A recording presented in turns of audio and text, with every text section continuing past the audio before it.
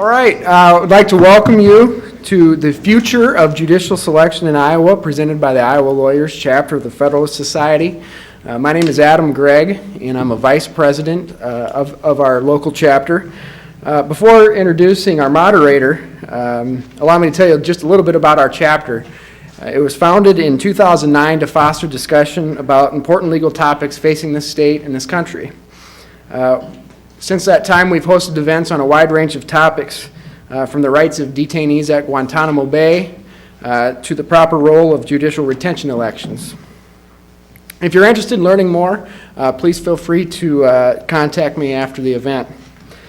With that, I'll turn it over to Kay Henderson, who's serving as our moderator this evening. She's a news director for Radio Iowa. She's a featured reporter and commentator on the Iowa public television show Iowa Press. And she's a recipient of the Shelley Award, which is the highest award of the Iowa Broadcast News Association in recognition of outstanding contributions to the cause of professional broadcast journalism. Thank you, Kay, and I'll turn it over to you. No need for that, kids. To be honest, the Shelley Award is given because I'm old. We have a distinguished panel, and we have one person that we hope is able to join us in a little bit. But I thought I would just let them introduce themselves to you. So we'll start at the far end with Mr. Cook. Good afternoon, everyone. You want to use the microphone? Oh, I'm sorry. That's okay. Good afternoon, everyone. My name is Guy Cook. I'm a trial lawyer. I've been practicing law about 30 years, and my office is right across the street. And I'm a member of the Judicial Nominating Commission. Next to you is... Hi, I'm Representative Kurt Swaim. I'm ranking member on Judiciary Committee and have a small town practice in Bloomfield, Iowa. Rock Chalk Jayhawk? That's me. I'm a University of Kansas Rock Chalk Jayhawk person. My name's Stephen Ware. I'm a law professor at KU, and I have been researching and writing on judicial selection since the 1990s, especially in the last few years. I've done a lot of research and writing and speaking around the country on how judges are selected and judicial retention as well as initial selection. So it's sort of interesting to me to be in Iowa where judicial selection and retention are such current topics of discussion. I'm happy to be with you all. Thank you. We will be getting to your questions, but first the panel has a few moments to share their thoughts on this general topic. And Professor, you seem to be flipping through some notes there, but if you could share with us the significance of what happened in November and your thoughts on how it relates to what has been percolating in other states around the country. Thank you. Yeah, I'll start by saying I'm not a fan of what happened in November.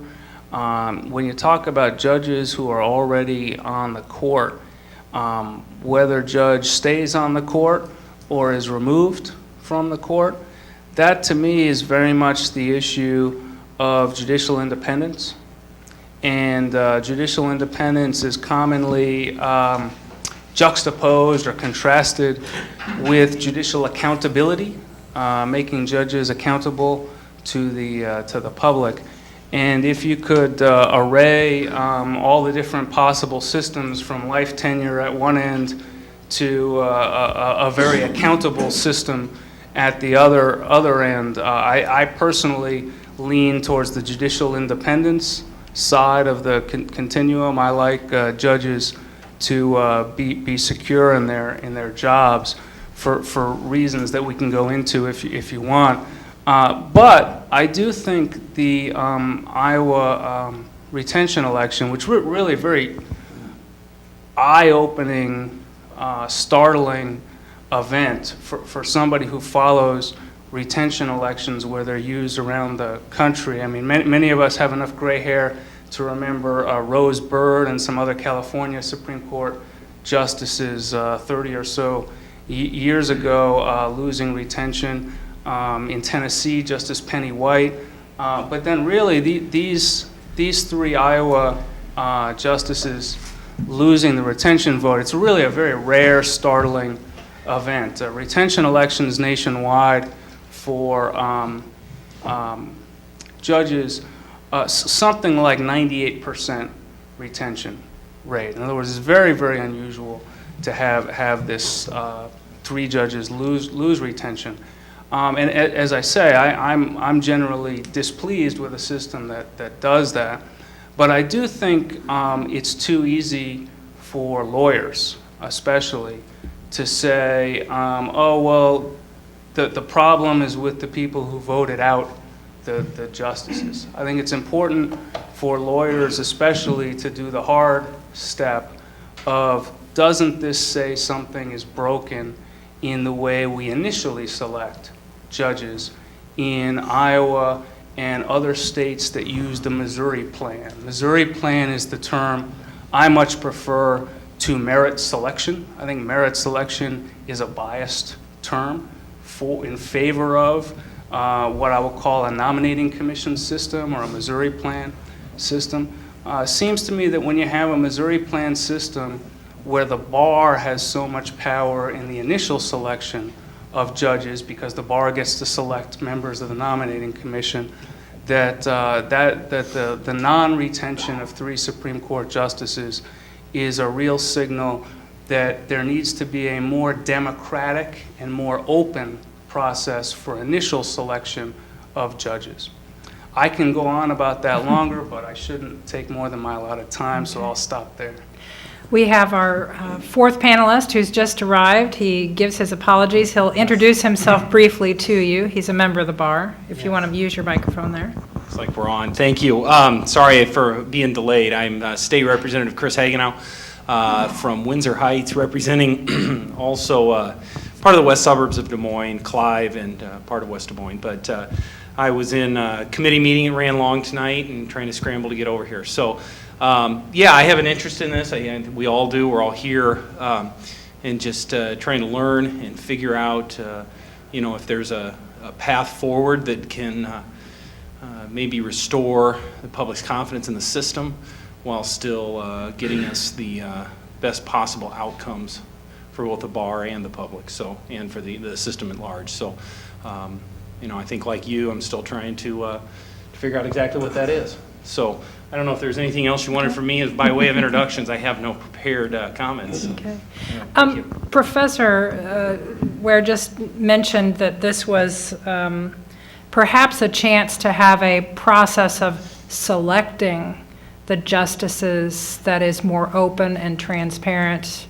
Mr. Cook, you were involved in that process this time around. You did take some steps.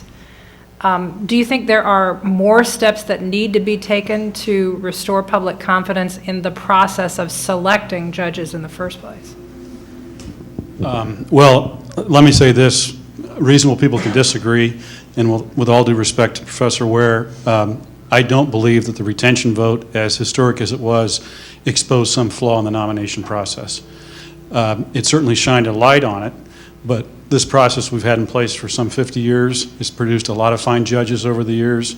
And so there's really no linkage, in my view, between the retention vote and the nomination process. Nevertheless, there's a perception that there is, and it certainly put more light on the process. And it was, I think, a positive development, at least to the extent perception is reality, that we opened the process and had the public a chance to see the workings of the commission, see the quality of the applicants, and see the careful work that the commissioners were doing. I would tell you, just as a byproduct, having been a member in this process when it was closed and when it was open, the candidates were far more better prepared and polished. And it sounds a little crass to say this, but even some of the non-serious candidates looked pretty good because they had done their homework and they'd worked pretty hard to put together a presentation, and they knew more than just the 15 people were watching. And so it's a positive thing. I think any time that you can have transparency in the process and open the process, it gives greater confidence, and people are always fearful of things they don't know, and if they see it for themselves, they can make their own judgments. Representative Swaim, the professor said it was a startling result. You were out on the campaign trail. Number one, were you startled by what happened? I would assume not, since you were out among the public.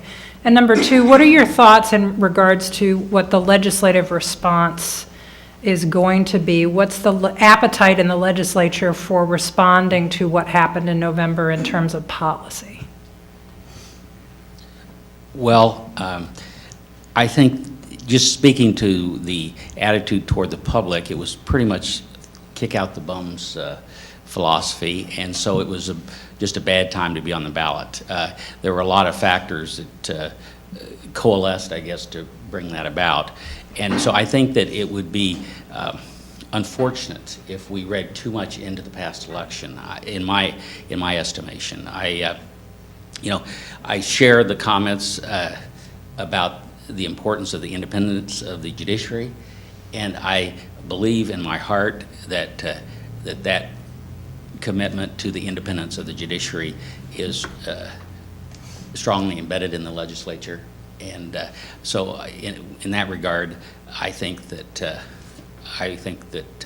we would move with some skepticism from a system that the majority of the legislators, and I think the majority of Iowans feel overall has served us well. So you're talking about both selection and the retention. You don't see any change in? Well, to say no change might be overbroad, but just like Guy said, I mean, I think the opening up of the process is a good thing. I think that I think that there's some things that we can take a look at, but I'd be surprised if there were anything major happening in this legislative session. Representative Hagenow, sort of the same question to you. You were out among voters. You were sort of getting a read on what the mood was in regards to these justices. And also, just to move the conversation in a slightly different direction, did you find it odd that the pro-justice folks were sort of engaged in sort of an eat your spinach campaign, in that this is such a wonderful process that shouldn't be monkeyed with? I mean, did you find that unusual? Yes, I'll start by way of maybe an anecdotal story about mood of the voters, and We love those. Yeah, I know you do. But no, I found I was out doing my campaign door knocking, and this was probably 2 or 3 weeks out from the election, and I'm constantly reminded at how much the average person on the street is paying attention. Sometimes we have this maybe an unfounded assumption that voters really don't know the issues that we deal with. And I ran across a guy in Clive who was not of the same party I was, and I think in any other year would have probably wanted to talk about, whatever. And he said, well, what do you think about this judicial retention thing? And he wasn't really fired up about Varnum, and he wasn't really a throw the bums out guy, but he was really thinking about it. And he was really engaged in what his response ought to be. He said, I'm thinking about voting no, because I think we need to do something different. And we talked about some of the issues of the day. But he was really wrestling with this. And this was an average, what some people might think, apathetic voter. And so I guess to piggyback on what maybe Representative Swaim said a little bit is that it was an extraordinary year, but the voters were paying attention. And I guess to carry that then further to the second half of your question, I'm not going to judge the messaging on the pro-retention campaign. I certainly, as a politician, I probably would have done it differently if I were advising that side, but I'm sure informed people will disagree on that. But one thing that troubled me with that I think is that there was a sense, both before and after the election, that that somehow the voters of Iowa were fooled, or that they were somehow coerced into something that they shouldn't have done, that there were outside forces and nefarious actors that somehow redirected people's feelings on this. And I guess I have a more, in my experience of being out there among the voters, and maybe just my philosophy of this, is that we ought to be very careful when we think about why people voted, to make those kinds of assertions. I think we ought to start from the assumption that the voters know best. And we ought to listen to the voters when they tell us something. And we can maybe disagree on what that message was, and that's fine. But let's start from the assumption that we have informed voters that are exercising their democratic right responsibly, and that they do have a message they want to send. So I guess I just wanted to say that, and maybe as my own backdrop for how I approach everything. If I might just give a little anecdotal story on the other side of this. It's just sort of a weird coincidence. One of my clients is, I represent this bar over here called the Blazing Saddle. It's a longtime gay establishment. And I was there doing work, working on a matter for them one day, and stopped in to talk to my client, and there were some people in there. It was shortly before the election. And while I was waiting to talk to the client, I chatted up a couple of fellows there at the bar. What do you think about this vote that's coming up on the judges? And the two of them said, we can vote on the judges? Now, this was pretty shocking to me because, and maybe it's a stereotype, but I would have expected that this particular constituency would have been well informed that the election was coming. So I do agree that you should trust the voters, and we should start from the premise that people are smarter than perhaps the cynical view. But it does go back to the history of how some of this process changed, from electing judges to the merits election process. And I did a little research into this even before the vote because I was on the commission and asked to speak. And if you look at the process, you'll see that the Missouri plan, and the professor can talk to this, actually came about as a result of disgust with the elective process and some manipulation of the elective process by Mr. Pendergast, who was sort of part of the Truman Mafia in Missouri. And that was part of the spark to start this. And then if you contrast it with here in Iowa, and there may be some folks in the room that remember when we changed, but this was actually driven by good government types.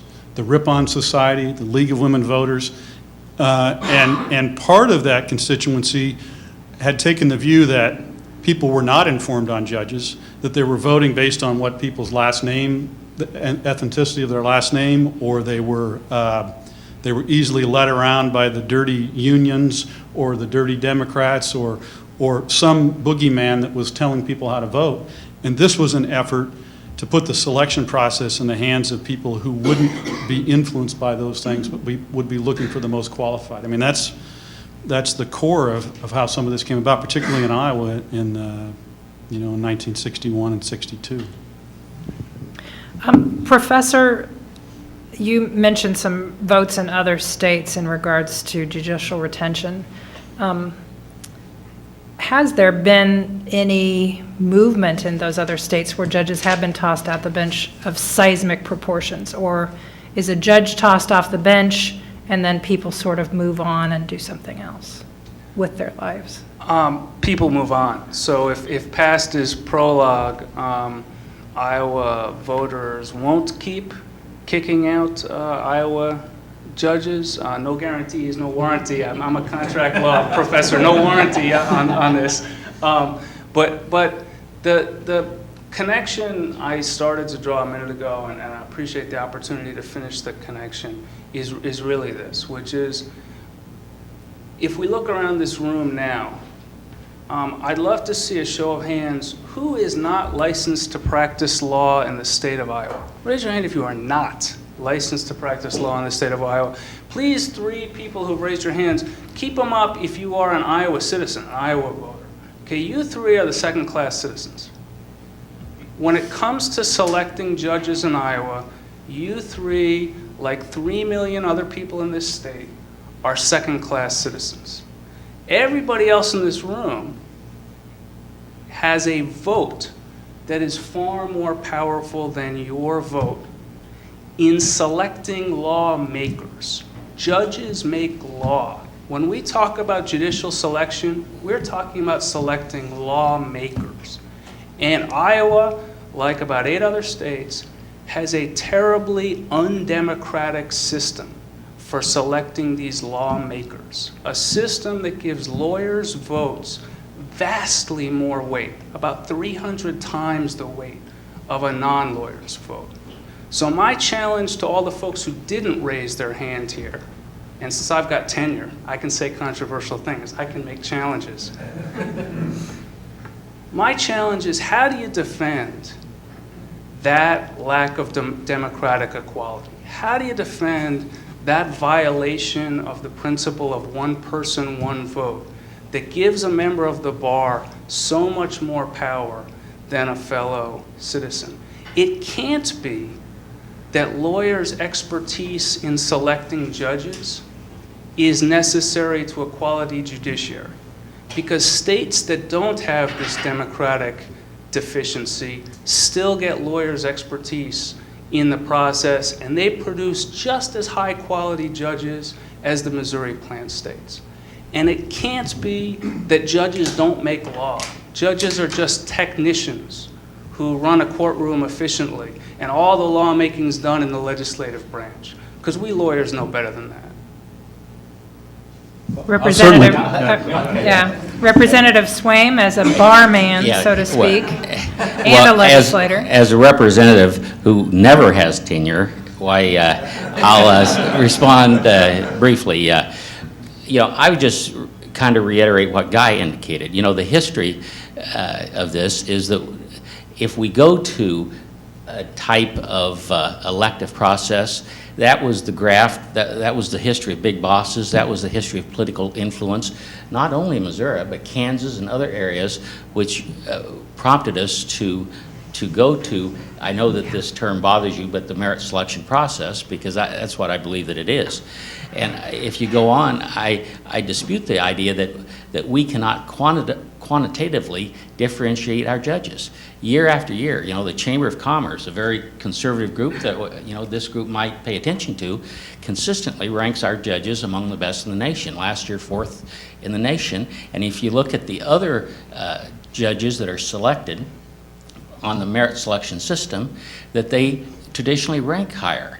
It's true also that it's been shown that they have less ethical complaints, and that in terms of the public perception of justice, which we're all concerned about, the study shows consistently that if you have a merit selection, a Missouri-type plan, the public perception of justice is far better than if you have a political-type system. Representative Hagenow wants in on this, but why are you shaking your head? Well, I probably ought to defer to the professor on part of this answer, and I will. I think it's important to know that at least in my mind, and I think this is accurate, the alternative or alternatives to the Missouri Plan, the merit selection system, is not judicial elections. Is that, we're talking about the federal model, or, now, we've got a bill for just about everything in the legislature. If you wait long enough, you can find something that will get your interest piqued. But it's certainly not a direction that I, as a legislator, have any interest in on judicial elections. But I do think there's several other things that we can probably consider. But I just wanted to throw that in and out. Yeah, thank you. Representative Hagenow made one of the points I was going to make, which is that both of the gentlemen to my left have dissed judicial elections, and I join them in dissing judicial elections. Notice that that's irrelevant to the question, is it better to have a bar-empowering, undemocratic Missouri Plan system, or an appointment process for judges that is democratic, that has popularly elected officials playing the role that the bar now plays, right? As to that question, the bad things about judicial elections are not relevant. Now, the one other point that I wanted to respond to from Representative Swaim is the idea that the judges in Iowa and other Missouri Plan states are more meritorious in the eyes of the Chamber of Commerce or anybody else than, not election states, that's not what we're comparing them to federal model states, to states that use a Senate confirmation system like the US Constitution has. And there, the data simply does not back up the assertion that Missouri plan judges are of a higher quality. The Chamber of Commerce, it loves Delaware. Delaware is a Senate confirmation state. Mr. Cook? Well, I guess I'll take up the challenge that the system is skewed by lawyers. Every state that has merit selection is not exactly the same. They all have different modifications and slightly different procedures, and I think Kansas is heavy on the lawyers. Of course, here we have a 15-member commission.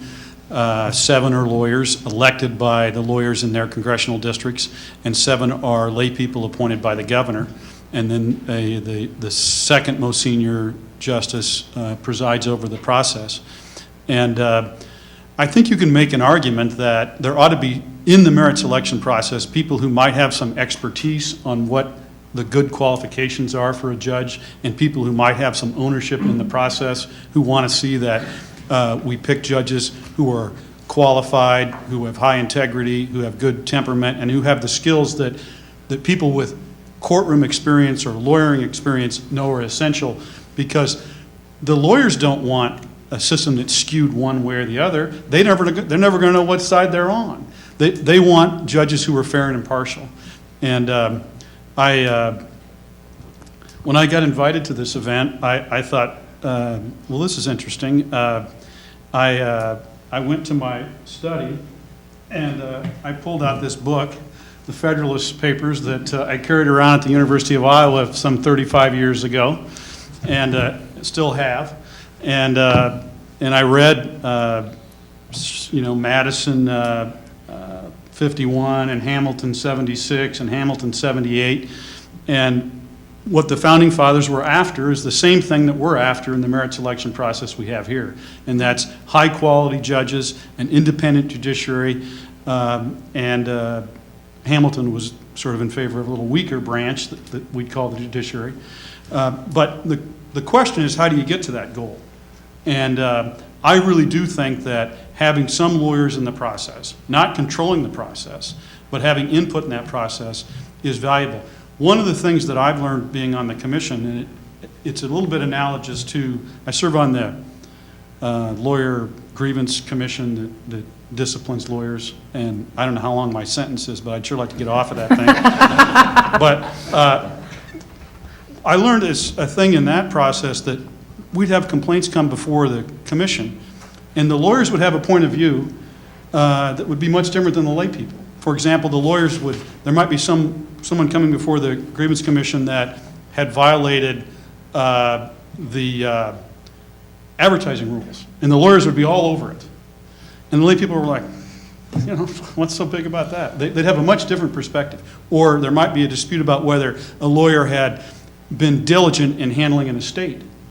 And the lawyers would be, well, you got to cut them some slack, they got these other pressures, and the lay people would be all over it. And so what that illustrates, if you transfer it to the nominating commission, is the lay people look for something different, and the lawyers look for something different. And between that diversity, we have a rich opportunity to find the best qualified, highest integrity, greatest competence and temperament. And you take the lawyers out of the process and you lose what the merit selection is about in part. Professor? Mr. Cook describes lawyer involvement in the Missouri plan system as though lawyers are solely concerned with advancing justice, pure heart. And even if that's true, that lawyers have pure heart, lawyers, like other human beings, see the world through their own lenses. And if you've been a plaintiff's trial lawyer for 30 years, doesn't that make your lenses through which you see the world a little different than if you've been counseling businesses for 30 years? Or you've been a criminal defense lawyer, or you've been whatever kind of lawyer. And don't we see within the bar, when it's time to pick members of the commission, politicking going on with different types of lawyers saying, let's get one of our own on the commission. So we definitely don't want to act as though the lawyer side, the bar side of the Missouri plan is apolitical. It's political. It's just a different kind of politics than the Republican-Democrat politics. It's not the politics of the citizenry, it's the politics of the bar. It's a narrow group's politics. And the other point I wanted to respond to is the distinction between having lawyers on the commission and having the bar select the lawyers on the commission. Notice how many of Mr. Cook's arguments were good to have lawyers on the commission, good to have lawyer expertise on the commission. Nobody here is fighting that. It's who gets to pick those lawyers that's the crucial question. Having the bar pick those lawyers is the undemocratic part of the Missouri plan. Many states have lawyers on the commission, and the lawyers are selected by popularly elected officials. That's a democratic system. Representative Hagenow, you didn't get to respond to this question, and before we move on, and I run out in the audience with a microphone and let people ask questions. What do you think the appetite in the legislature is for making changes in the process? You know, I had that conversation with several people today, more in my own caucus, but others outside, and there's interest. The legislature has dealt with so many issues that I'm still trying to figure that out. I mean, we're running up against the funnel week too, which is by rule, bills have to leave committee in order to be considered, and that's a week from Friday. So we actually are kind of running towards the end here, but I think there's interest in having a conversation, but whether this thing gets the critical mass that it needs to move to the House floor, I don't know. I'm going to be working to see if we can't at least get some kind of a framework to at least get something survive the funnel and continue the conversation on. But I think that, you know, Representative Swaim's kind of nodding his head. I think he'd probably take a just slightly contrarian perspective on the other side of that. But yeah, I don't know. Do I see as something becoming law this year? No. Do you, as politicians, you and Representative Swaim, advise the judges and justices who will be on the ballot in 2012 to start raising money now for a campaign? Well, they might. No, I wouldn't recommend that, but they probably also ought to. I think they're all looking over their shoulder. I think they've seen what happens, and I've heard stories of kind of what they think. But I think the professor made the point a minute ago that. So the steam's been let off the valve, I think, to a large degree on this, and it remains to be seen whether that level of voter frustration exists through to 2012, and I think that's an unanswered question. I don't know the answer to that, but yeah, that's my non-answer for you. Representative Swaim, have you recommended to Justice Wiggins that he begin raising money? No, I haven't, but again, with the same caveat that the professor added, I think that the climate will be different in 2 years. I don't anticipate the same factors combining again in 2 years, but this is a difficult thing to predict. I have one other question, then I'm going to start roaming among you, so have your questions ready. Mr. Cook, Governor Branstad has, over the past 3 weeks, on each morning weekly press conference on Monday, criticized the commission for giving him the name of one woman among the 9. Are you sensitive to the fact that there were a far larger percentage of women who applied than actually wound up in that final list of 9? Yes, and I can tell you, first of all, that I'm confident that Governor Branstad will pick the best people because we sent him 9 of the best people. So he can only do good. But it's important to put in perspective how the process works. The commission members don't get together and say, okay, we've got to send one Democrat, and we've got to send one Republican, and we've got to send one woman, and we've got to send one old judge, and we've got to send one young lawyer. It just doesn't work that way. The way that it works is that the people are looking for those candidates who have the highest quality. And it produces what it produces. And in this process, there were 61 applicants, I think 60 that we actually considered, and there were 10 women. And the process is very unique this time because there were 9 openings or 9 slots to fill. And the first 2 or 3 pop out pretty quick. And then they bunch up when you get to the 5, 6, 7, 8, 9 outer ring. And that's where there's a lot of competition, where people might get 6 votes or 7 votes or not quite over the top. And perhaps it's at that stage maybe that gender becomes an issue when people making decisions, or geography makes a decision. But frankly, I wish that more women had applied, because 10 out of 60 is not representative of our society.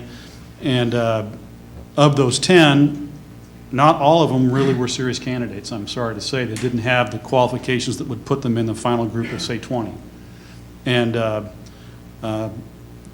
it would have been nice to have more women to send to the governor, but there were other candidates who got the 8 votes above some of the other women candidates, and that's just the way the chips fell.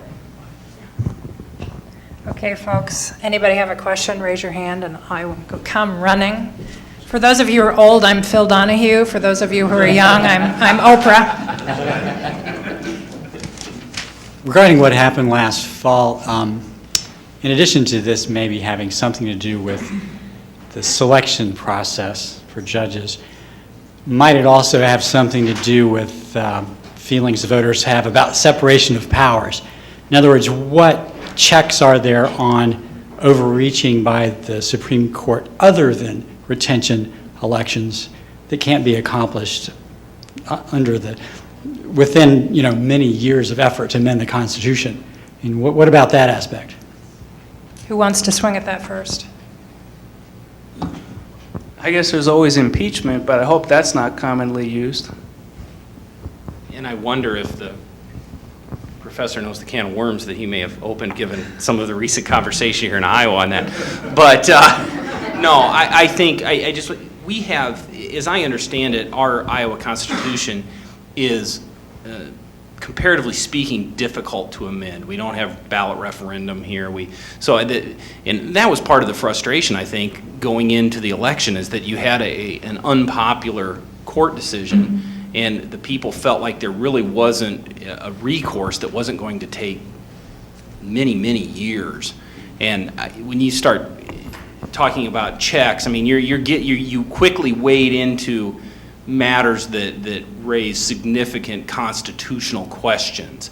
And I'm going to specifically punt on those tonight because I just am. But and I think that's probably further afield than what we came here to talk about tonight. But yeah, I think that goes back to my thoughts just on voter frustration, is that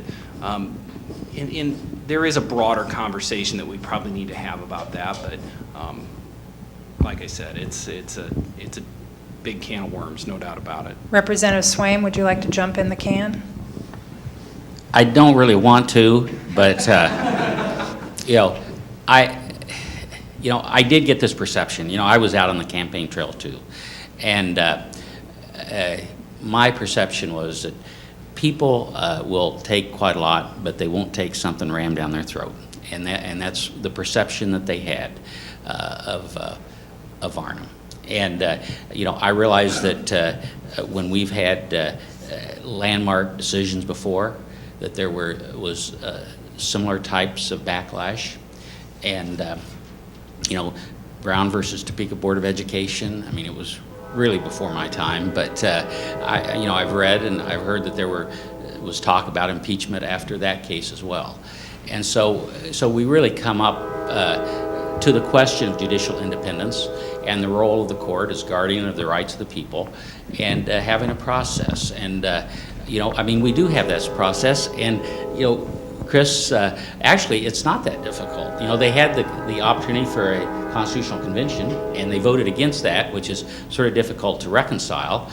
And then we don't require a supermajority. You know, we require a simple majority to change our Constitution.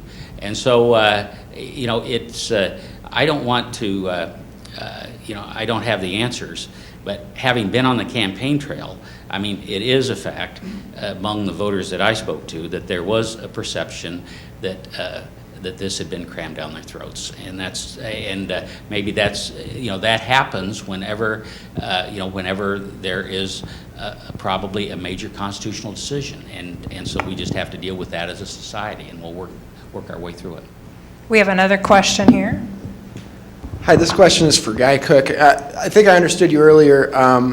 You indicated that merit or in the discussion of merit, that geography sometimes becomes a factor that the commission considers. And I was just wondering, how is geography a question of merit? Is a lawyer from Northwest Iowa more meritorious than a lawyer from Southeast Iowa? Because to me, geography seems like more of a political question rather than a question of the qualifications of a justice. So I'd be interested to learn how those conversations how those conversations go on the commission. Well, I think it's a well-established fact that lawyers in Northwest Iowa are much smarter than those in Southeast Iowa. No, I'm just joking. Maybe I wasn't as clear as I should have been in my comments. Geography, gender, those kinds of things really are not part of the merit selection process. But in the final analysis, all candidates being equal, of equal merit, bunched up right together, then some of these minor factors have play. Very, very minor factors, and they're really not the driving force. They're not even the tail of the dog. They're the flea on the tail of the dog. And so maybe I gave it a little too much more importance in my discussion. I can remember a time when we sent out 3 names for the Court of Appeals. They were all men. I think they were all judges. And I got a call from some newspaper editor that said, "What's this all about? Why are they all from this part of the state, and where are the women?" And we had a very cordial discussion about, we looked for the best. These were the best.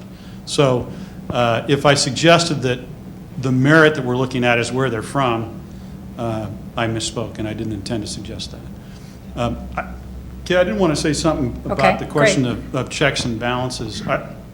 I think the retention vote is part of that process, and I think there's people that can argue that it was hijacked this time and all that, but I had someone come up to me before the process, before the vote, and say, "Well, has anybody ever been voted out? I mean, if they've never been voted out, why are they on the ballot? Why are they at risk? I mean, why don't they just have the job forever?" And so I think the system has learned something from this process, and I think going forward it'll be different.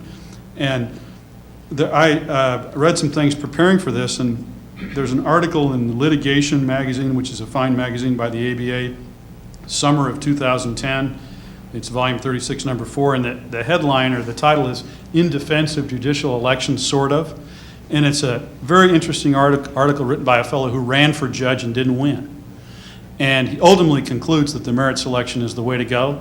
But he says some very enlightening things about what judges can learn from politicking a little bit and being on the ballot and getting out there with the regular folk and not attending bar meetings and learning what the public really feels. Not because they will make decisions in that way, but taking temperature and measure of what the voters' attitudes are.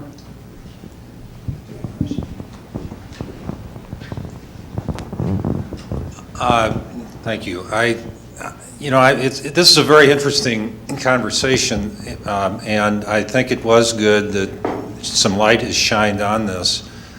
But my personal feeling is that the message had very little to do with judicial selection and everything to do with democracy and politics, and having something shoved down your throat. And I personally believe this will be a big issue in 2012 if the Senate does not allow a vote on a constitutional amendment, and you can bet that Mike Ronstall will be targeted big time at that time, and there'll be some carryover effect on the judges as a result, no doubt about it. So, I guess I'm concerned that the politicians have not got the message as to what this really was all about, that this was an issue of the people not having a say in things, and I'm just curious as to what you see happening down the road on that score. And I think there's some merit to some changes in judicial selection, although I think everything I ever hear is that everybody wants judicial independence. Everyone wants, we all want kind of the same things, and all we're talking about is tweaking. And yet you hear these statements that, we're going to throw it out and we're just going to do all judicial elections. And I haven't heard anyone in this state say that. We heard the former Alabama Supreme Court judge say that. But, are the elected officials throughout the state going to get the message? And is anything going to change, or are we going to have a continued sense of frustration from the voters out of this? Go ahead. Being an untenured representative and a lawyer from Southeast Iowa, I hesitate to respond. But, I think you've hit on something. I mean, I think it was a combination of the Supreme Court decision that was, that the people, surprised the people, plus the response of the legislature. And so, I mean, I think that is a fair question. And, coming from a conservative district, I maybe understand it more than from some others, but I understand the question. I think it's a very good question. The conflict that I have is that I understand very, very, very well that the system has served us well. I mean, there is no doubt in my mind, and I have spoken to those like Guy and those that are on the commission, and it is a very apolitical process in Iowa. I mean, I really believe that it is, that they are searching for the right candidates, and I have spoken to those on the commission at the district court level of all political stripes, and there is a genuine concern in Iowa for to select the best candidate, and they do. I'm convinced of that. They do, and we have a great judiciary, and as a lawyer and as a representative that's concerned for our judicial system, I understand the question that you raise and the problem that it poses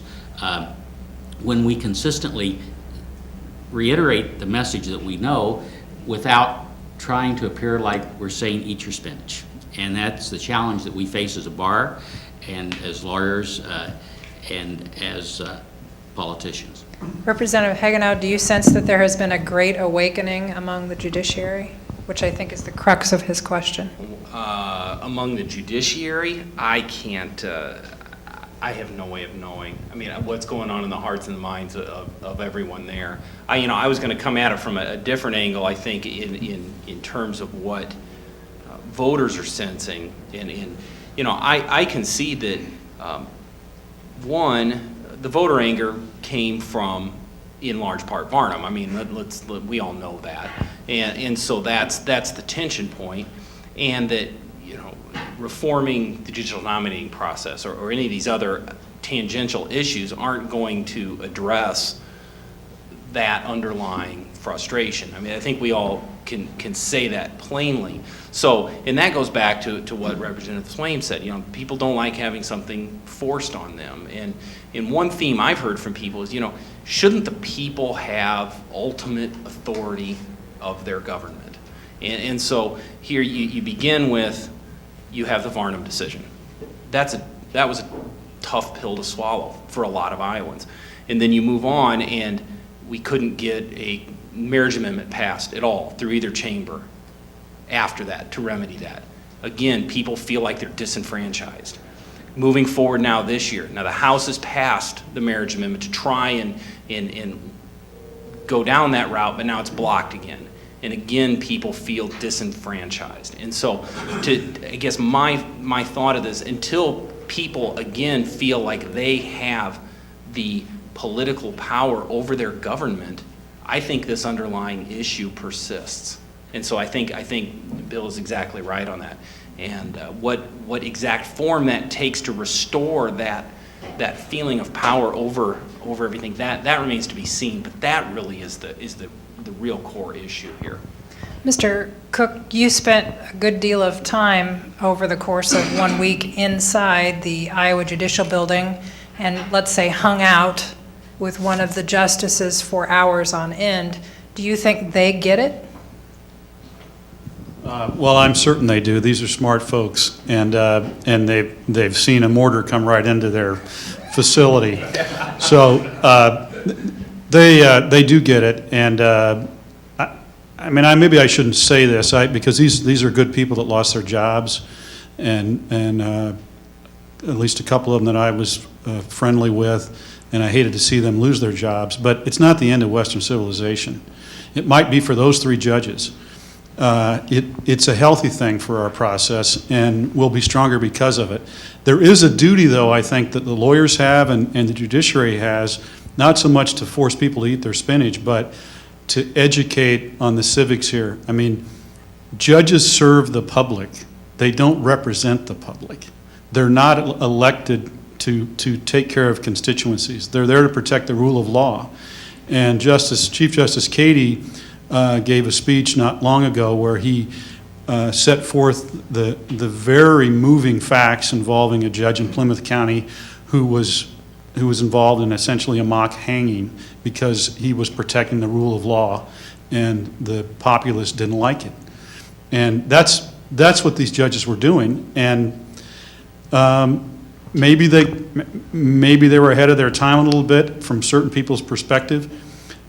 One little anecdote that in talking to people before the election was they would hear independent judiciary, and they would hear those words, but what they would register would be unaccountable judiciary. And so what was really the message that really needed to get out was an impartial judiciary, fair and impartial judiciary that protects the rule of law and doesn't make decisions based upon a popular vote. But they would hear independent and they would hear unaccountable. So the judges understand that the public needs to be educated, and I'm confident that they'll do that. Professor, from your perch in Kansas, do you think the Iowa judiciary has gotten it? Well, the perspective I can offer as an outsider to Iowa is how your court's decision on same-sex marriage fits the historical pattern. And here's what I mean. In your state, it's same-sex marriage that was the catalyst, the trigger to kick some judges out in a retention election. In the few other examples it's occurred, it's been also a catalyst. You know, there's a case or two, an issue or two that is the bumper sticker, right? The easy case to summarize for non-lawyers, for the average voters. Sometimes it's death penalty or other criminal law issues. Sometimes it's school funding. Lots of states very controversial when Supreme Court of a state tells the legislature how much money to spend on K through 12 public schools. In all of these examples, the Supreme Court decision is to the left politically of the center and the state. That's the pattern. When there's judges kicked out in retention elections, it's because the catalyst decision is more liberal than the center of gravity in the state. We don't see Supreme Courts making more conservative decisions that outrage enough voters to kick out the judges.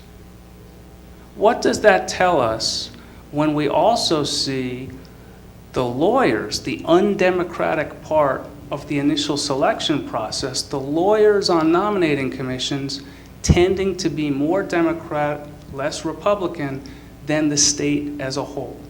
We see that in Missouri. We saw that in Tennessee before they changed their system. We see it in my state of Kansas. I gather you see it here in Iowa, too. If we're going to connect the dots here, it seems to me pretty clear that lawyers having disproportionate power in the initial selection process of judges in Missouri Plan states tends to produce judiciaries that are blind, relatively speaking, to the public controversies that will come from more liberal decisions, not on rule of law questions, not on questions where every judge wants to do the right thing and we don't want the judge to lose his or her job for doing the right thing, but on open questions of law, controversial gray area questions of law where reasonable people can disagree. I think it would have been very healthy for Iowa had there been a dissent, had there been some thoughtful judge writing a different opinion, reaching the opposite outcome. The fact that it's unanimous tells me that the initial selection process is not as open to conservative views as I would like to see. Okay, got a question right here. I actually have two questions. The first one for the professor and the second one for Mr. Cook. For the professor, you've talked a lot about one person, one vote, and this not being a very democratic process. I believe there was a lawsuit that essentially argued that same argument, and that was tossed out of federal court. Now, I think that might have had something to do with standing and some other issues like that, but if brought by the proper parties, do you think that would go anywhere? Yeah, this is a terrific question because what it highlights is the distinction between one person, one vote in the layman's understanding of everybody's vote is equal versus the constitutional law meaning of one person, one vote. In other words, the Equal Protection Clause of the 14th Amendment has a one person, one vote rule, but not all violations of one person, one vote in the layperson's sense are unconstitutional. For example, U.S. Senate, California has 2 Senate seats, Wyoming has 2 Senate seats. That plainly violates one person, one vote. It's also plainly not unconstitutional. So the legal issue is not whether the Missouri plan violates the layperson's understanding of one person, one vote. Of course it does. That's indisputable. The question is whether that violation of democratic equality is unconstitutional. Second question for Mr. Cook. I watched a lot of the interviews online, and I noticed that most of the candidates were asked about their feelings on the retention election outcome. And I'm wondering, why were the candidates asked about this? What does that have to do with their qualifications to be a judge? And does that help the public perception that this isn't a political type process? And I also, at least in my estimation, seem to think that most of those who expressed displeasure with the process or even just an acknowledgement of a public perception problem with the courts, for the most part, weren't chosen as finalists. What are your comments on that? Well, I think there were some questions asked by some commission members about the retention vote. I think they primarily came from lay people, and so I'm speculating a little bit as to what they were after, but I think that it was sort of their simplistic way of perhaps seeking some comment on judicial philosophy. Actually, saw several instances of Justice Wiggins asking that question. Okay, now that you remind me, I remember that. And I can't speak for why he was asking that question. And it's a little difficult because I'm subject to cross-examination in the sense that I have some ownership of the process, and I was involved in the nominating of the people that came out. But a couple things to keep in mind. First of all, you need 8 votes to come out of the committee. There are 14 people and a justice. So theoretically, there are members of the commission who didn't vote for any of the people who came out, or voted for other candidates who they wanted who came close and didn't come out. So it's a little bit of a misnomer to assume that it's some unanimous vote. And it's again a little difficult to give weight to this statement But I can assure you that there was no discussion of politics. There was no discussion of someone's political point of view. And everyone was given a fair shake, whether they were in favor of the Varnum decision, against the Varnum decision, thought the retention vote was perverted and taken advantage of, or whether it was part of the process. If those questions were perceived as driving some other analysis, that's not what happened at all. On what you asked the professor, if I might just make a couple comments about that, we of course were sued. The members of the commission were sued, the lawyer members, and I think Mr. Hagenow's firm was local counsel. And I attended the hearing as a defendant and listened to the arguments. And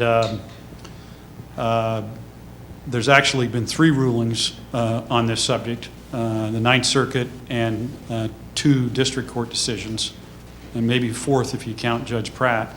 And the decisions all fall in this manner. They conclude that this group is a limited function group that does not deprive the franchise of the ordinary voter, that there are safeguards in place, and that ultimately this group merely nominates names that a elected accountable official then decides who goes on the court, and that'd be the governor. And then they cite other examples of limited function groups that might make decisions that affect all voters, like the Board of Regents, who aren't elected, but make decisions that ultimately the governor may approve or object to, or the legislature may take some action. Yeah, I found it interesting that the professor brought up the issue of there was no dissent, and it would have been better if there had been. I actually got kind of the same perspective when I was talking to some people.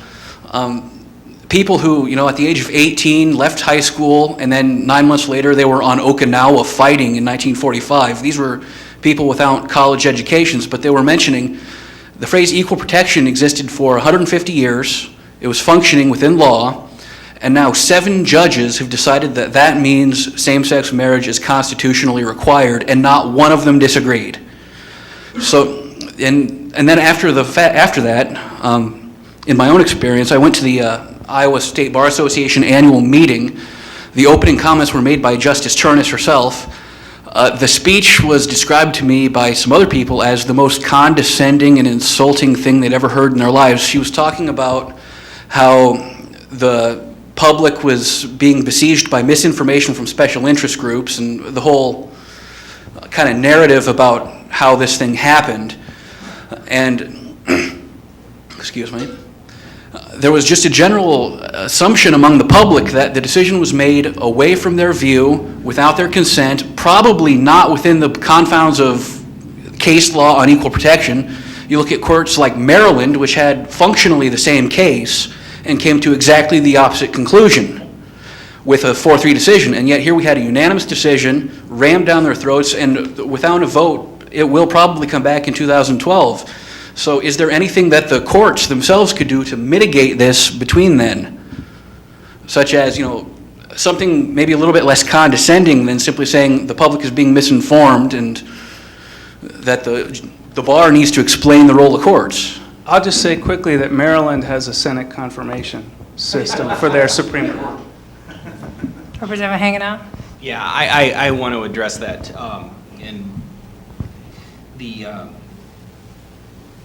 And I just completely lost my train of thought where I was going with that. So, in my understanding, and I maybe I'm not as well versed as I ought to be, is their own 8th Circuit has ruled on the opposite side of where the Iowa Supreme Court ruled on Varnum, in upholding Nebraska's similar statute. So,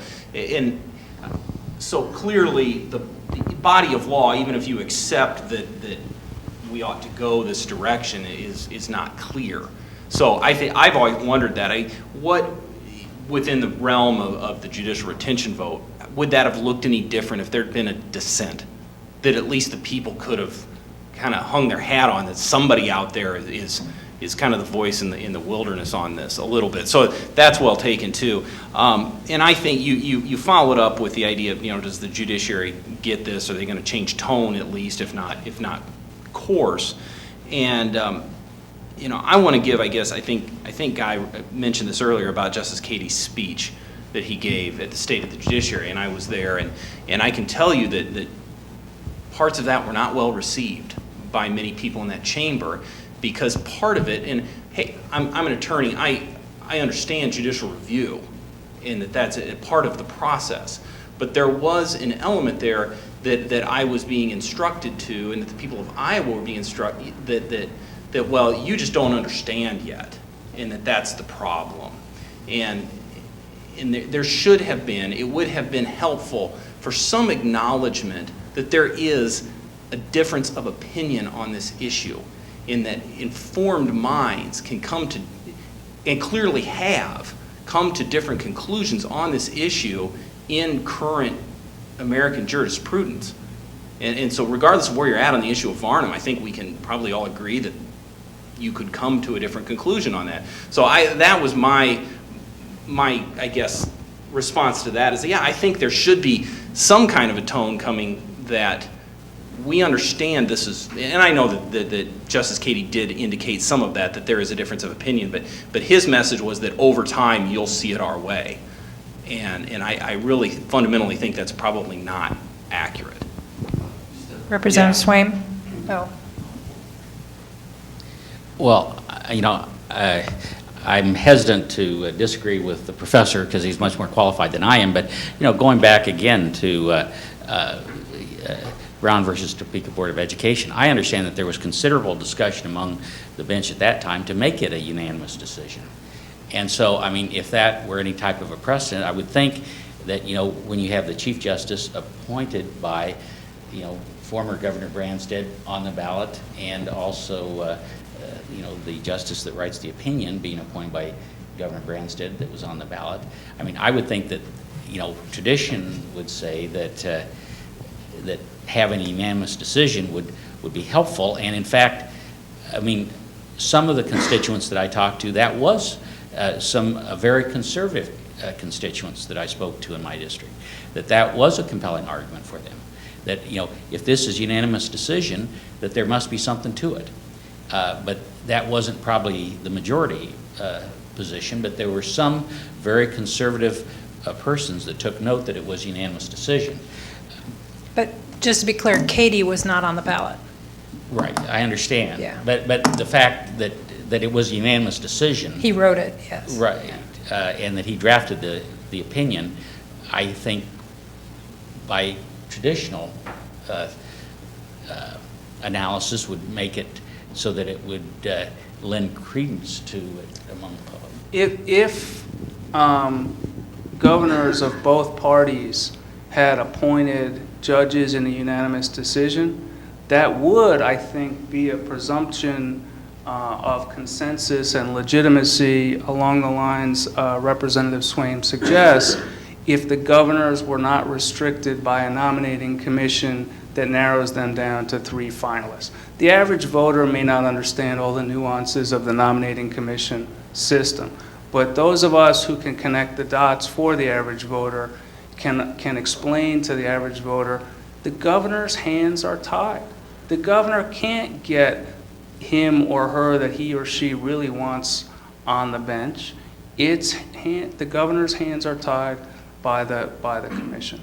So that the legitimacy function that we want for big social decisions like Brown versus Board of Education, and honestly I'll say this same-sex marriage issue, we may look back on this 30, 40 years from now and say it's our generation's Brown versus Board of Education. I don't rule out that possibility. I have 2 friends in Iowa City who I really feel their pain that they can't get married in most states. We may look back on it and say this is our generation's Brown versus Board of Education. I would sure love to see that legitimacy, that consensus really be there instead of having the nominating commission tying a governor's hands. On the question of getting the public involved in the selection of the attorneys on the commission, I think the panel's discussion kind of begs the question. Maybe an alternative would be for the attorneys to select the attorneys for the commission, but select them from the legislative members who are attorneys, who are elected by the public. Live round up there? I guess you asked me about what legislation we're going to do. I put a bill together that was kind of a kitchen sink approach to a lot of ideas that we'd come up with. And one of them was to, that's a great idea. I guess I'll start off with, but I sound good to you? Yeah. But anyway, one of the ideas was to have some of the legislative leaders serve on the committee. And I think it is to, as the professor has said, to at least put folks that are more accountable to the people or somehow to bridge that gap. And there's probably a counter argument to the idea of having our lawyer legislators serve on the commission. I can't make it right now because I don't know, but anyway, I don't have a well thought out idea on that. Yeah, well, a couple of remarks. First of all, I must respectfully disagree with my professor friend. The governor's hands are not tied. The governor appoints the lay people. And with respect to the lawyers and contrasting it with perhaps lawyers who might be legislators, the genesis, of course, is to remove politics. That's how we start with the merit selection. And no system is free of politics.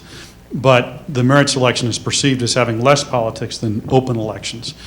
And so if you went that way, which is an interesting idea, you'd be tending more towards entering politics into the process, which, again, it's a little hard for me to vouch for it without actually producing proof to you, except the people that we've nominated. There was no consideration with respect to politics. And I know there was a fair amount of debate in some blogs and some websites about the makeup of this commission and that they're all dirty Democrats, or nearly all dirty Democrats on the lawyer side, which I think is really an unfair characterization in this sense. Whether someone is registered as a Democrat or independent Republican is not a very good predictor of what their philosophy is or their point of view is. I think you could look at Governor Wray as a Republican. I think he's a Republican. And you could look at Congressman King. He's a Republican also. I don't think they share the same political views on all topics. And the same is true, you could make the same argument with respect to Democrat. You could pick Democrat elected officials and compare them to other Democrats who might have a different point of view.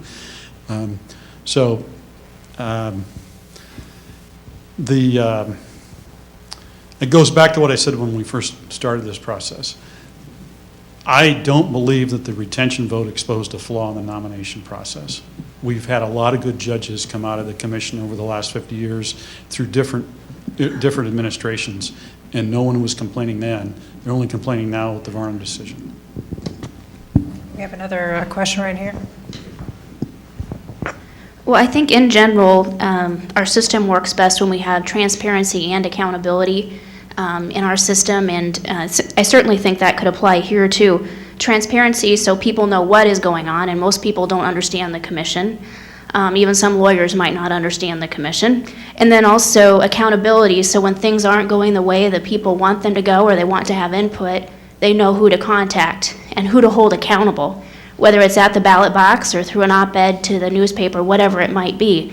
So I think those things are important, and I'm just wondering what kinds of ideas the panel might have to bring some accountability to the process.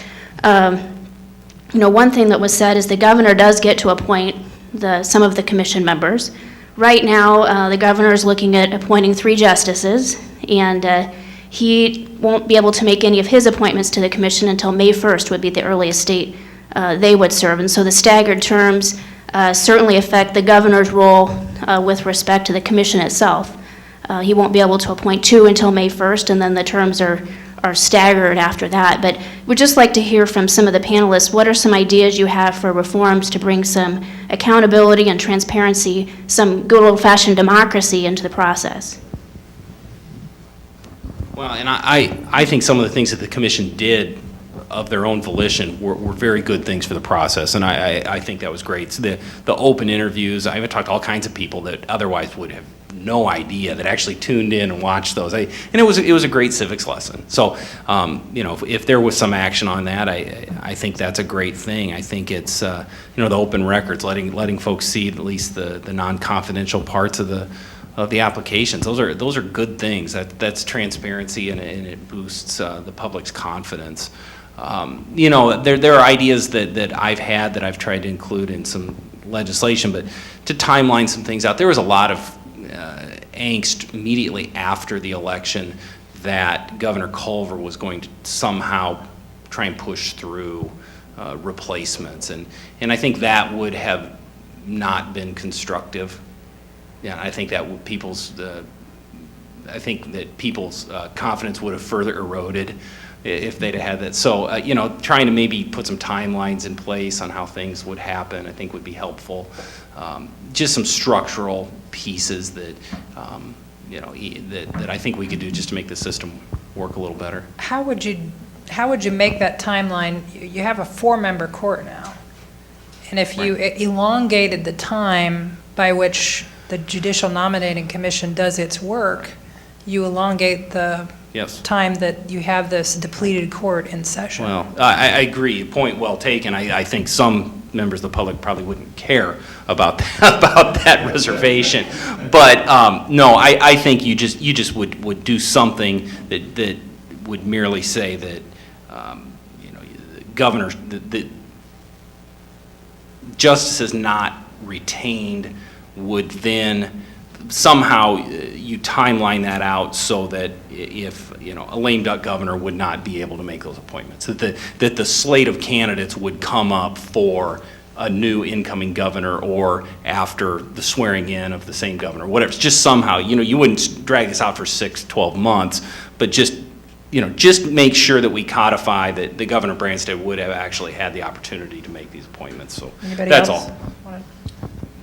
Just quickly, the question asked about accountability and transparency, how to increase those things. And terrific answers are found in the wonderful book that Mr. Cook brought here, the Federalist Papers, where Hamilton and Madison are pointing out that if the executive, one human being, has to stand behind his or her nominee, they didn't say her back then, his nominee, to the bench, and then the Senate... Hamilton 76, I think you're talking about. The Senate votes in public. It's a recorded vote. So the elected officials, both the executive branch and the legislative branch, stand before the people at the next election and defend their votes. Unlike nominating commission system, where the commissioners' votes are not public. Honestly, I'm a whole lot less interested in the interviews. I want to see the votes. I want to see which commissioners voted for and against which applicants. That's transparency. That's accountability. Most importantly, though, it's the tying the governor's hands. Governor Blunt in Missouri, with a similar system, publicly said, I don't like these 3 finalists the commission has given me. Maybe I won't appoint any of them. Then his advisors pointed out to him, if he doesn't appoint one of them, somebody he disagrees with will appoint one of the 3. And he said, oh, darn, I got to pick the lesser of evils here. That's not an accountable system. We have just a couple of minutes before 7 o'clock, and we have a couple more questions in the crowd here. Yeah, thank you. I have a question about the role of the bar in educating the public, and I agree that transparency and accountability are utmost in a democracy. However, I've had the privilege of having rule of law projects around the world, pushing democratic principles, and sometimes parts of the world I go into, I can see that democracy could be the worst form of oppression without the rule of law. And I think it's refreshing to hear the professors say, judges make law. I think we're in a common law system. We're not in a civil law system. And I think we all need to know the ground rules better than most people know. And again, my question is, what's the role of the bar in really getting to these kind of base education questions upon which we can build our discussion? Who wants to be the spokesperson for the bar? I just love that point, which is having a more democratic judicial selection process is not an attack on the rule of law. The rule of law is so important to what makes this country great, and so many other countries in the world are seeing so much suffering and injustice because they don't have the rule of law as strong as we do here. So I just think that's a tremendously important point. And of course, we as lawyers are in the best position to educate fellow citizens about the importance of the rule of law, of judges deciding a case without regard to are the parties black, white, young, old, male, female, whatever it might be. Anyone else on the panel?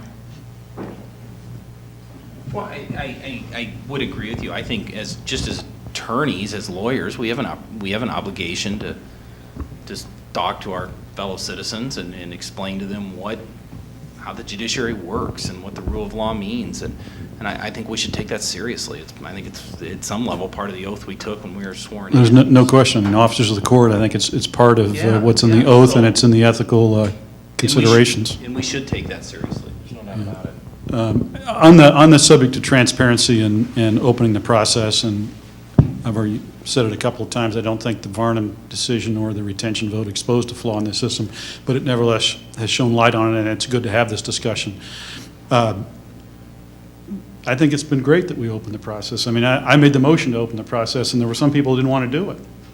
They felt like they were being pushed into it. But they went along with it, and it was great to have the process open. I must disagree with the professor in terms of the deliberations. The commission works a little bit like a jury does, and so you have to trust the process. And I'm afraid that the process wouldn't work as well if the actual deliberations were made public. People would be inhibited, and they wouldn't express their true feelings in fear that there would be some retribution. And I do think that the lawyers have an obligation to be more careful when these slots come open, and to take the election serious within the bar to ensure that they have people that they can trust representing their particular district. Yeah, I was not suggesting that the deliberation should be open to the public, only the vote. Just like the U.S. Senate or State Senate, when it votes on judicial nominees, they can deliberate privately. They can talk to each other privately. But ultimately, their final decision goes on the record for the public to hold them accountable. Well, I have sort of the ultimate final decision here. Our time has come to a close, but I want to give the gentleman just a minute or two to summarize any thoughts that they may wish to leave with the crowd as we all depart. And they may be here for a few more minutes if you have some questions you'd like to ask them individually. I guess I don't have much in the way of closing comments other than say that I think this is part of a broader public debate that we need to have, and that it's healthy, and about not just judicial nominating, but the role of the courts and how far some of these things. We need to have this public debate, not just as lawyers, but with folks out in the public, and we need to. This is the conversation of the day, and so this is part of that broader conversation, and I think it's a very healthy thing, and it's been, in the subset that is the Judicial Nominating Commission. I had a long talk with Professor Caulfield from Drake last week. It was great. I really enjoyed it. So thanks for having me here and letting me continue that conversation, because I've enjoyed it.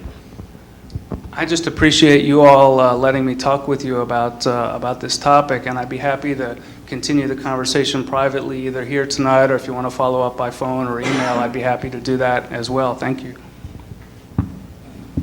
Well, I just want to thank the Federalist for inviting me, and it has been stimulating, and I appreciate and commend you for the debate and the topic. I guess I agree with Chris. I mean, I think the debate is a good thing. I think we'll work our way through this. I think that it's at the bottom, it's an exciting time in Iowa. It's an exciting time because we are seeing democracy work through the process, and Winston Churchill, he said about Americans, he says, Americans, you can always count on Americans to do the right thing eventually after they've tried everything else. And I think that, we'll get through this, and I think that there will be some casualties, and but we will do the right thing eventually, and that's just part of our democratic process, the great society that we live in. Thanks for inviting me, and it's been very interesting, and sort of reviewing some of the materials before coming here was educational for me. I do think that there's a positive that's come from all of this, the retention vote, the Varnum decision. People have woke up, and it's engaged a greater percentage of the public in their process, and that can only be healthy. And I think it's great, and I think the court, as painful as it has been, in fact, there's a quote in here in this article I held up earlier that says, talking about retention votes, it's something perhaps like a root canal. You feel better when it's over, but you realize there is something positive in that process. It's an opportunity to learn what real people are doing on a daily basis. So this is the ultimate root canal for 3 people, and really difficult on the court and the morale of the court. But it really has, I think, engaged the process, engaged the public, and hopefully engaged lawyers to be more involved in the selection process. I wanted to jump back in with one last thing. If it hadn't been said or was said before I got here, I want to thank Guy for his service on the commission. That, just from afar, and I had a law partner that applied, that was a long, especially with trying to fill 3 spots in the court, that was a long, laborious, I'm sure tedious process. And even if we want to change some things with the way we do this system, I think we all know that they really do, in their heart, are trying to find the best members for that court. And so I really feel strongly that I just was sitting here that I need to make sure that I state that I do appreciate that service. Thanks so much. On behalf of the folks over there, thanks to you for being here tonight.